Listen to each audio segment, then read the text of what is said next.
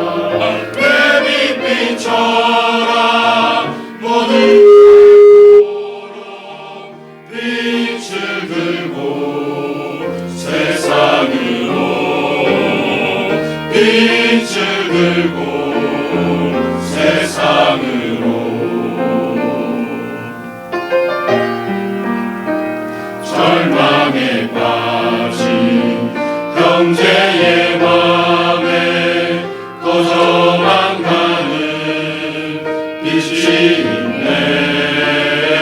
주님을 떠나 방황하는 자에도 그 빛의 생명 일어나네.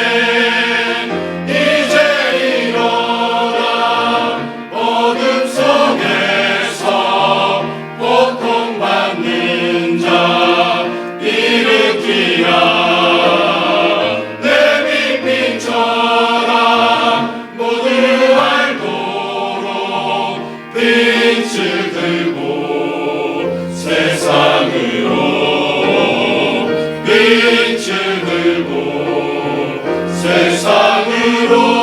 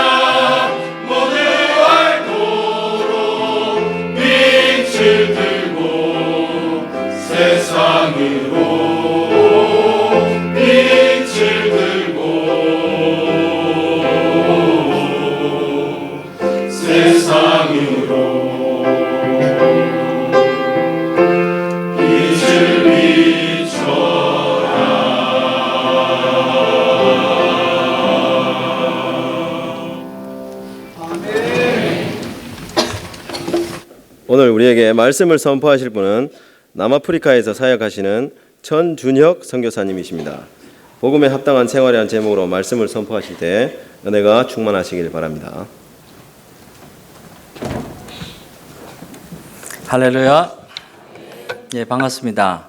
울산 남부교회 하면 제가 특별히 마음에 감사가 있습니다. 여러분 잘 모르실 겁니다. 사실은 제가 4년 전에 파송을 받아서 나갔을 때 96년 8월에 제가 파송을 처음 아프리카를 갔거든요. 그러니까 한 20년 가까이 지금 사역을 했잖아요. 그러니까 4년 전에 이제 파송을 다시 이제 총회로해서 나가게 됐는데, 여러분 잘 알다시피 총회 선교사들은 반드시 여러 교회와 함께 이제 후원 관계를 맺어야 되잖아요. 근데 제가 그렇게 많이 못 맺었거든요. 못 맺었고 저는 이미 사역을 해왔던 사람이니까 총회에서 너 빨리 사역회로 나가라. 그래서 좀 빨리 나왔어요. 나오는 바람에 사실은 관계가 많이 모이지 않았어요. 여러분, 군인이 우리가 싸움을 하러 나가잖아요. 전쟁을 하러 가는 게 목적이에요. 그래서 전쟁에서 승리하는 게 목적이에요. 그런데 보급품이 안 오면 어떻게 됩니까? 사기가 떨어지죠. 제가 남아공에서 그랬습니다, 사실은. 그래서 사기가 떨어졌었어요. 그래서 마음이 약간 위축이 됐었어요. 근데 그때 울산 남북에서 전화가 왔었습니다. 후원하겠다고. 와, 여러분, 제가 그 전화를 받고 얼마나 제가 용기를 얻었는지 아십니까? 제가 꼭 울산 남북에 오면은 이 이야기를 해야 되겠다고 마음속에 생각을 하고 있었습니다. 어쨌든 이 자리를 빌어서 너무 감사드립니다. 여러분의 그 전화 한 통이 저에게는 천군 만마와 같은 큰 힘이 되었었습니다. 그래서 남은 시간을 하나님 앞에서 은혜롭게 잘 사역을 감당했습니다. 말씀을 전해야 되지만 제가 그 후원하시는 우리 교회니까 먼저 4년 사역을 잠시 소개해드리고 말씀을 전하도록 하겠습니다. 예, 저는 그 4년 전에 나가서 참 하나님의 특별한 부르심이 있었습니다. 그것은 사우스 아프리카의 개혁교회, 흔히들 말하는 백인 교회죠. 우리 고신교단과 자매 결연되어 있는 개혁교회에서 저를 목사 청빙을 해주셨습니다. 그래서 제가 선교사이면서도 개혁교회 목사로 청빙을 받게 됐습니다.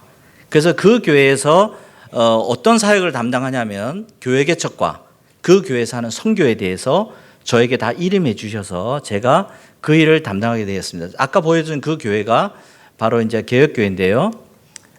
이게 이 교회인데 이 교회가 158년 된 교회입니다. 아주 오래된 교회죠. 그만큼 기독교 뿌리가 아주 깊은 곳인데 어쨌든 이분들이 백인들이 그 흑인들을 선교하는 데 있어서 제한이 있고 하지 못하는 부분이 있어서 저를 불러주셔서 제가 이 교회와 함께 같이 손잡고 사역을 하게 되었습니다. 그래서 이게 지금 안수 그 청빙을 받고 이제 임하는 이제 예배를 드렸고요. 그리고 여기가 이제 같이 사역하고 있는 우리 목사님들입니다. 그 가운데 저 옆에 계시는 분이 장년 담당이시고 그 옆에 계시는 분이 이제 신학교 담당, 그 옆에 있는 청년 담당 목사, 이렇게 해서 이렇게 그 동사합니다. 같이 개혁교회는 담임 목사의 개념이 아니고 같이 함께 일을 하는 그런 개념입니다. 그래서 같이 사역을 이렇게 하고 있습니다. 그리고 이제 제가 그 교회에서 주로 했던 그 영어 예배를 열었습니다. 주로 아프리칸스라고 하는 예배를 했었는데 제가 영어 예배를 인도하게 되었고요. 그리고 이제 여기 이제 팀을 이끌면서 같이 이제 예배를 인도하였고요. 그리고 이제 여기 아바윅이라고 하는 주일학교 성경학교죠. 그 성경학교를 이제 한인교회 청년들을 불러다가 성경학교를 열어서 그 지역에 이제 그 복음을 이제 아이들에게 복음을 전하는 그런 시간을 가졌습니다. 이것도 아바윅 사진이고요. 그리고 이제 교회 개척 사역을 또 하게 되었습니다. 메리땡이라는 지역인데요. 그 지역에다가 이제 땅을 얻어서 저 양철로 지은 데가 이제 교회당이고요. 그 옆에가 이제 사택입니다. 그렇게 이제 교회를 짓고 이제 교회를 개척해서 함께 사역하고 있는 본관이 사역자입니다. 이제 같이 사역을 해왔습니다.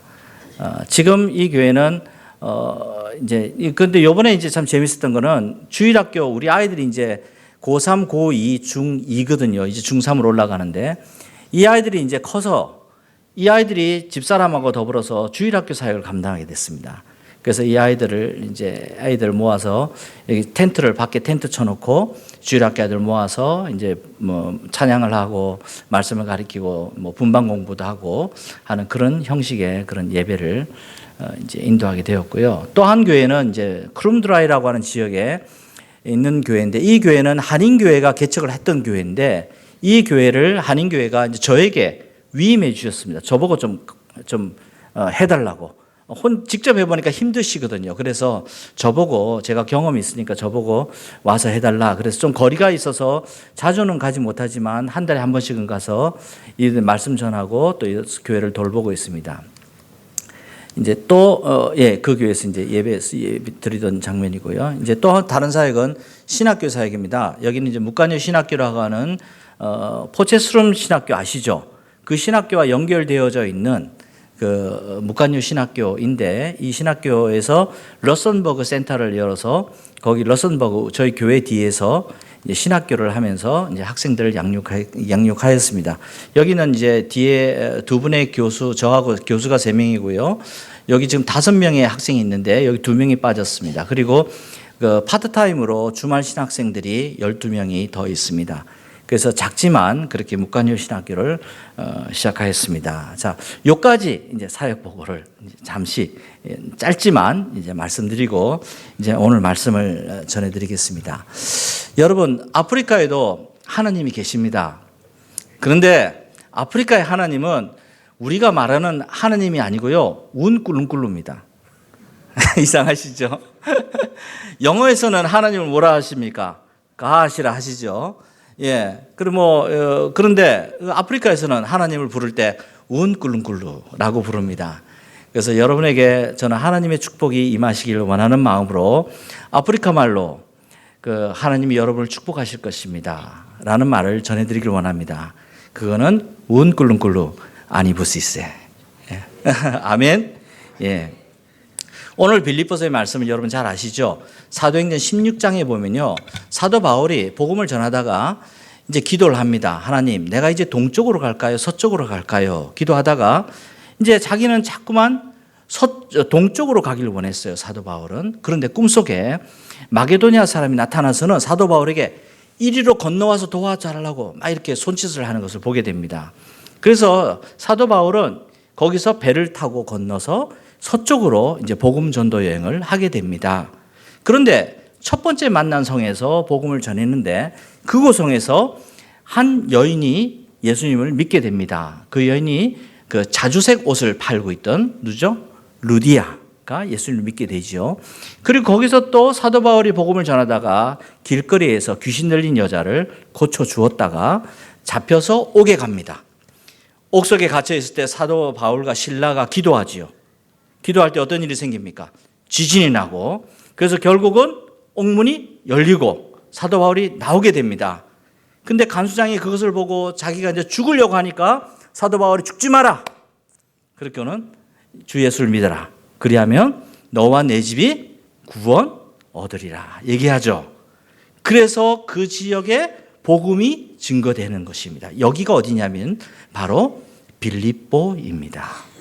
오늘 읽은 본문의 말씀이 바로 그 빌립보 교회에 있는 성도들에게 사도 바울이 전하는 말씀이에요. 그런데 이 사도 바울이 빌립보 교회 성도들에게 무슨 말을 전했냐? 오늘 말씀을 자세히 보면요, 아주 좀 뜨끔한 말씀을 전해요. 그 말씀을 보시면 27절 말씀을 보면은 오직 너희는 그리스도의 복음에 합당하게 생활하라. 여러분, 그리스도의 복음에 합당하게 생활하라는 거예요. 여러분, 쉽습니까? 어렵습니까? 어렵죠. 사실 어렵습니다. 선교사도요, 아무리 우리가 복음 들고 나가서 복음을 전한다 해도 이렇게 딱 앞에 대놓고 너 그리스도의 복음에 합당한 생활을 했냐? 물어본다면 자신 있게 예! 라고 말하기가 어렵습니다. 사실 어려운 말이에요. 그런데 사도 바울은 우리에게 그리스도의 복음에 합당한 생활을 하라고 말하고 있습니다. 사실 오늘 저는 여러분과 이 한마디를 서로 나누고 싶습니다. 특별히 헌신 예배를 드리고 있는 우리 전도회는 이 말씀을 꼭 마음속에 새겨두시길 바랍니다. 여러분, 무엇이 그러면 그리스도의 복음에 합당한 생활일까요? 여러분, 로마서 8장 5절 말씀에 보면요, 이런 말씀이 나옵니다. 육신을 따르는 자는 육신의 일을, 영을 따르는 자는 영의 일을 생각하나니라는 말씀이 있어요. 여러분, 육신을 따르는 사람은 뭐라고요? 육신의 일을. 또 영을 따르는 자는 뭐라고요? 영의 일을 생각한다. 이 말씀을 다시 조금 길게 풀어서 말씀드리면요, 만약에 어떤 사람이 육신을 따라서 산다고 한다면 그 사람의 마음은 세상 사람들이 좋아하고 세상 사람들이 바라는 것, 세상 사람들이 원하는 것을 쫓아간다라는 말이에요. 그와 반대로 말씀드리면요, 만약에 어떤 사람이 영을 따라서 산다라고 한다면 그 사람의 마음의 마음밭은 정말 하나님께서 원하시는 것, 성령님께서 원하시는 것, 그것을 좋아하고 그것을 따라하고 그것을 원하는 삶을 산다는 말씀이 로마서 8장 5절의 말씀입니다. 여러분, 우리가 예수님 잘 믿는지 예수님 못 믿는지 우리가 잘 알 수 없습니다. 그렇죠? 잘 알 수 없어요. 겉으로 보기에는 잘 믿는 것 같지만 정말 그 속에서 정말 하나님을 중심 삼아서 살아가고 있는지, 아니면은 그냥 자기의 생각과 다른 마음 가지고 이 세상 또 교회에 나오고 있는지 우리가 사실은 알기가 힘들어요. 그러나 여러분, 로마서 8장 5절 말씀에 보면은 우리가 어느 정도 알 수가 있어요. 그렇지 않습니까? 무엇입니까? 내 마음의 중심에 무엇이 있느냐는 거지요. 이거는 바로 가치관을 말하고 있는 거예요. 내가 어떤 가치관으로 이 세상을 살아가고 있느냐 하는 말씀입니다. 내가 만약에 이 세상 사람들이 좋아하고 이 세상 사람들이 원하는 것, 그것을 내가 쫓아서 살아간다면 나 역시 육신에 속한 사람이라는 거예요. 내가 비록 교회에 있다 해도, 내가 비록 예배를 드린다 해도 내 마음 중심에 내가 원하는 바가 우리 하나님께서 원하지 아니하는 거라면 나는 역시 세상에 속한 사람이라는 거예요. 여러분, 반면에 여러분, 비록 내가 형편이 없고 힘들고 어려워서 제대로 하는 것 없다 할지라도 내 마음 중심이 하나님의 가치관에 붙잡혀서 하나님께서 원하시는 것을 위해서 내가 살기를 원하고 그것을 위해서 내 평생을 주님께 드리기를 원한다면 그 사람은 영에 속한 사람이라는 겁니다. 사랑하는 성도 여러분, 이렇게 보면 분명해지지 않습니까? 여러분, 우리가 모호하다고 그냥 덮어둘 일이 아니더라는 거예요. 우리가 한 번쯤 생각해 보아야 합니다. 내 마음 중심에 무엇이 있는지를 한번 보아야 한다는 말씀이에요.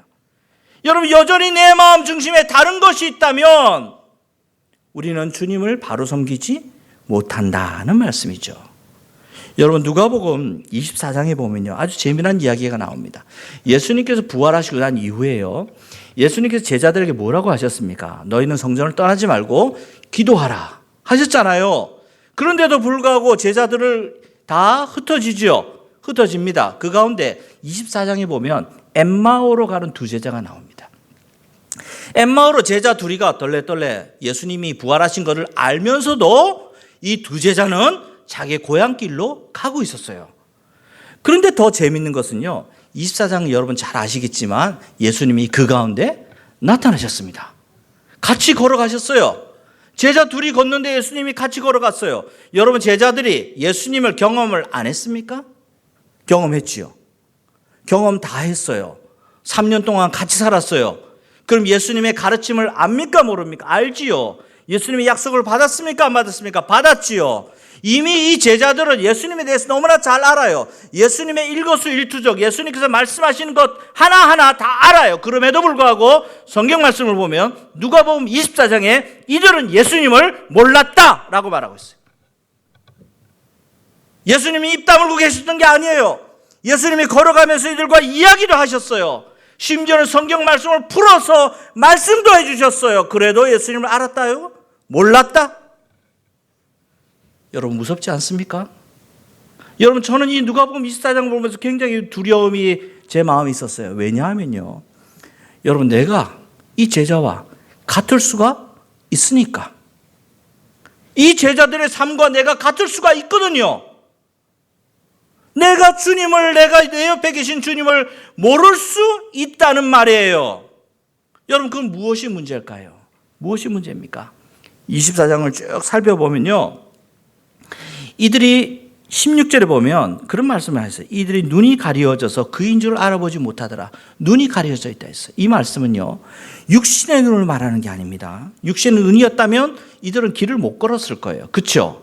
근데 길을 걸어갔거든요. 그러니까 육신의 눈이 아니에요. 이 눈은 영적인 눈인 거예요. 영안이 닫혀 있었던 거예요. 영안이 닫혀 있으니까 옆에 계신 예수님으로 알지 못했다. 그러면 왜 이들의 영안이 닫혀 있습니까? 왜 이들의 영안이 닫혀 있습니까? 이들이 예수님께서 부활하신 것을 알았습니까? 몰랐습니까? 알았습니다. 얘기를 쭉 보면요, 24장을 쭉 읽어보면 이들은 그 제자들이 무덤가에 가서 돌아와서 증언한 것을 들었습니다. 들었음에도 불구하고 이들은 예루살렘을 떠났습니다. 왜 눈이 어두워졌을까요? 예수님 때문입니까? 아니죠. 예수님 때문이 아니었습니다. 여러분, 이들은 이들 마음속에 다른 생각을 가지고 있었어요. 다른 생각을 가지고 있었어요. 예수님에 대해서 다른 기대를 가지고 있었어요. 아니면 예수님에 대해서 다른 어떤 마음을 품고 있었어요. 여러분, 히브리서 11장에 보면요, 믿음의 조상의 이야기가 쭉 나옵니다.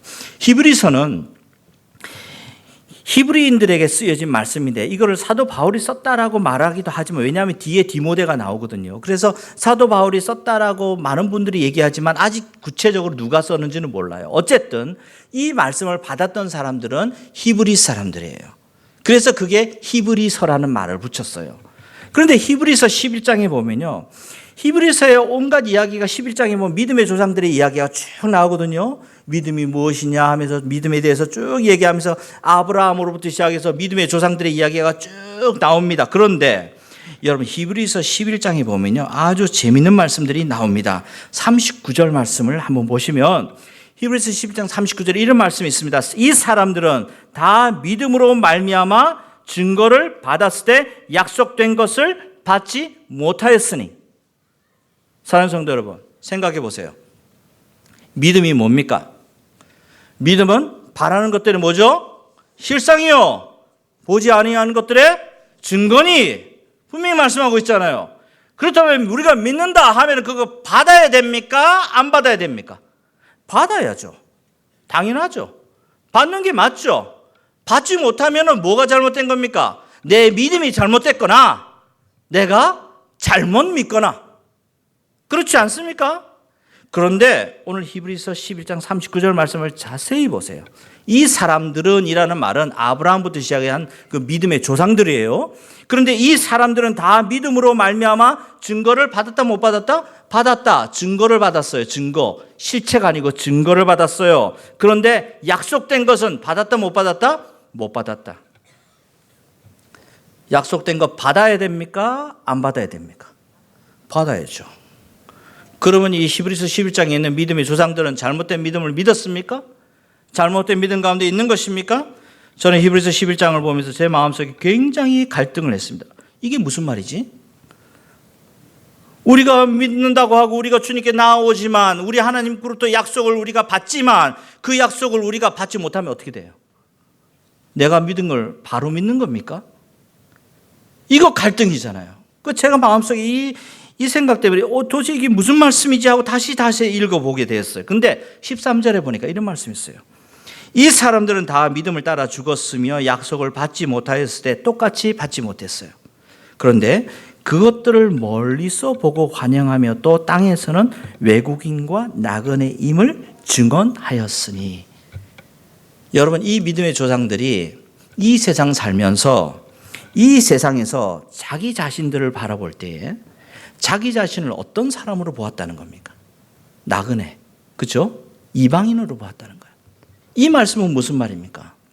이 말씀은요, 이분들이 바라보고 이분들이 생각하고 이분들이 꿈꿨던 것이 무엇인지를 우리에게 가르쳐주고 있습니다. 여러분, 만약에 이분들이 이 세상이 내 세상이고 이 세상에서 내가 주인같이 살았다면 이분들은 이 세상에 모든 것을 뭡니까? 약속으로 받았을 것이에요. 그러나 이분들이 믿었던 믿음은 무엇이라는 겁니까? 이 세상이 아니고 저 천국이다는 말씀이에요. 사랑하는 성도 여러분, 어떻습니까? 여러분 마음 가운데 천국에 대한 소망이 있으십니까? 제가 한국에 조금 일찍 나오게 됐는데 그 이유는 저희 어머님, 아버님 때문이에요. 어머님, 아버님이 발병을 하셨거든요. 노인 두 분이, 우리 형제는 다 선교사입니다. 그래 다 나가 있는데 시골에 어머니, 아버님이 계시는데 이 두 분이 병이 나신 거예요. 먼저 아버님이 병이 나고 그다음 어머니 병 나고 이랬는데 아버님 병이 딱 나셔서 병원에 입원했다는 소식을 딱 듣는 순간 마음속에 굉장히 불안했어요. 하나님, 어떡합니까? 내가 한 번도 아버님 따뜻한 밥 못 해드렸는데, 한 번도 내가 모셔보지 못했는데, 하나님 어떡합니까? 제 마음이 굉장히 두려웠어요. 그날 밤 기도하면서 제가 큰 위로를 받았습니다. 왜냐하면요, 우리 하나님께서 그렇게 말씀해 주셨어요. 저 천국이 이 세상보다 100배 낫다. 우리 아버님 천국 가시면 더 나은 거예요. 저번 제가 그 말씀을 들으면서 제가 큰 위로를 삼고, 그래요 주님, 맞습니다. 그리고 돌아와서 병간호했더니 아버님이 또 나으셨어요. 어쨌든 그러셨어요. 제가 왜 히브리서 11장에 말씀드리냐면요, 믿음의 선조들이 바라보고 기대했던 것과 우리가 이 세상 살면서 바라보고 기대하는 것이 같은가 하는 것이에요. 사랑하는 성도 여러분, 어떻습니까? 우리가 하나님 앞에서 나의 마음을 다 까발려 놓고 한번 보시기 바랍니다. 내가 기대하고 내가 이 세상에서 꿈꾸는 것이 이 세상의 것입니까? 그렇다면 여러분은 나는 이 세상의 주인이다라고 말할 거예요. 그러나 여러분들이 이 세상의 것이 아니고 저 하늘나라 저 천국에 있는 소망이라면 여러분들은 그렇게 고백할 거예요. 나는 이 세상에서 나그네다. 나는 이방인이다. 저는 한국에 와서 보니까 정말 많은 삶이 너무 풍요로워지셨어요. 그래서 참 물론 아프리카, 사우스 아프리카도 잘 살긴 하지만 한국만큼 잘 살지 못합니다. 어쨌든 너무 잘 사시는 것 같아요. 그러다 보니까 우리 많은 성도님들이 정말 눈물로 기도하는 그런 모습을 제가 많이 보지 못하는 것 같습니다. 제가 물론 김대현 목사님 함께 같은 교회에서 봉사를 했었는데 제가 목사님께 큰 도전을 받았던 것은 기도하는 거였습니다. 늘 기도하고 늘 주님 앞에 무릎 꿇는 모습이 큰 도전이 되었습니다. 사랑하는 성도 여러분, 어떻습니까? 우리는 기도의 삶들을 회복하셨습니까? 아직까지 우리 하나님 앞에 구체적으로 나아가지 못하고 이 세상 것에 목매어 가지고 이 세상 것만 쫓아다가 그냥 그렇게 사십니까? 여러분 기억하시기 바랍니다. 우리가 이 세상 것을 바라보고 이 세상 것에 산다면 여러분 우리의 마음은 우리 하나님 나라와 멀어지게 됩니다. 여러분 우리 주님께서 무엇을 원하시겠습니까? 여러분 우리 주님께서 우리에게 주시길 원하시는 것이 무엇이겠습니까? 여러분 우리 주님께서 주시길 원하는 것은요 천국입니다. 저는요 아프리카에서 사역을 하면서 여러분 WHO에서 세계 보건 그 기구죠 WHO에서 발표한 내용에 보면 사우스 아프리카가 에이즈 확산이 가장 많이 심각한 나라입니다. 그래서 퍼센테이지가 46%까지입니다. 이 말은요 모든 사우스 아프리카 국민들을 10명 가운데 4명, 5명은 에이즈 걸린 사람들이에요. 여러분 에이즈 걸리면요 순식간에 죽습니다. HIV라고 하는 그 에이즈 전 단계가 있는데 HIV 때는 괜찮아요. 생활 잘해요. 하다가 갑자기 감기가 딱 오잖아요. 그럼 주일날 결석을 해요. 그럼 그 사람 왜 결석했지? 그러면 감기 걸렸나 봐요. 그래요. 그러냐? 그러면 수요일날 전화가 와요. 목사님 빨리 와주세요. 왜? 그러면 사람 죽어간다는 거예요. 가보면요 침대에서 나오질 못해요. 완전히 누워서 아무것도 못 먹고 살이 쭉 빠지고 그냥 사람이 벌벌벌 떨고 있어요. 그러다가 목요일이나 금요일에는 이제 부르심을 받게 되는 거죠. 여러분, 에이즈가 무서운 거예요. 여러분, 그 에이즈에 걸린 환자들 앞에 여러분 무엇을 이야기하시겠습니까? 여러분, 그러한 사람들 앞에서 여러분 무엇으로 위로하시겠습니까? 저는 위로할 말이 없더라고요. 저는 위로할 수 있는 말은 딱 한 가지입니다. 우리 하나님께서 기다리십니다. 우리 형제, 우리 하나님께서 당신의 손을 붙잡으십니다. 우리 하나님 앞에 기쁨으로 가십시다. 저 천국에 대한 소망밖에 없었습니다. 사랑하는 성도 여러분, 어떻습니까?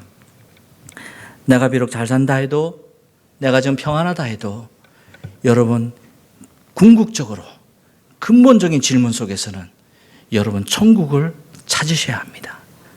천국을 향한 여러분의 마음을 놓지 않으셔야 합니다. 여러분이 천국을 향한 우리의 마음을 놓지 않는다는 것은요, 바로 나의 가치관을 우리 하나님께로 맞추고 살아가는 삶을 말하고 있는 것입니다. 여러분, 창세기 1장에 보면 우리 하나님께서 우리 사람들을 만드십니다. 사람들을 만들 때 어떻게 만드신다고 말씀하십니까? 하나님의 모양과 형상을 어떻게 해요? 따라서 만들었다 했죠. 저에게 이 말씀을 가르쳤던 그 이보민 교수님은 그런 말씀하셨어요. 하나님의 형상과 모양이 중요한 게 아니고 따라서가 중요하다. 따라서. 여러분, 우리가 무엇이길래 우리 하나님께서 우리가 하나님을 따라서 살도록 만드셨습니까? 여러분, 내가 무엇이길래 우리 하나님께서 내 안에 그 하나님의 귀한 것을 심어주셔서 그 하나님을 따라 살도록 만들었냐는 거예요. 여러분, 그런데 여러분 지금 정말 우리가 주님을 따라서 살고 계십니까? 아니면은 그냥 이 세상 좋아서 주님 모른다 하고 그냥 그렇게 사십니까? 물론 오늘 오후 예배까지 이렇게 참석하신 분들은 제가 믿건대 정말 주님을 따라서 사시는 분들이라고 믿습니다. 예. 여러분의 삶들을 놓지 않고 끝까지 붙잡고 나아가시기를 바랍니다. 그럴 때 여러분, 우리 하나님께서 여러분을 믿음의 선조라고 불러주실 것입니다. 여러분, 히브리서 11장에 있는 믿음의 조상들의 이야기는 단순히 그 옛날의 이야기가 아니고요, 지금 우리의 이야기입니다. 여러분, 한 사람 한 사람이 아브라함이요, 다윗이요, 야곱입니다. 그렇게 믿으시고 우리 하나님 앞에 기쁨으로 헌신하시고 우리의 모든 가치를 들여서 우리 주의 영광을 나타내는 우리 울산 남부교회가 되기를 소원합니다. 기도하겠습니다. 사랑의 하나님 아버지, 감사합니다. 오늘 주의 말씀을 통하여서 우리의 인생 가운데 무엇을 붙잡고 가야 할지를 가르쳐 주시니 감사합니다. 하나님 아버지, 우리가 복음에 합당한 삶을 살기를 원합니다. 우리의 중심이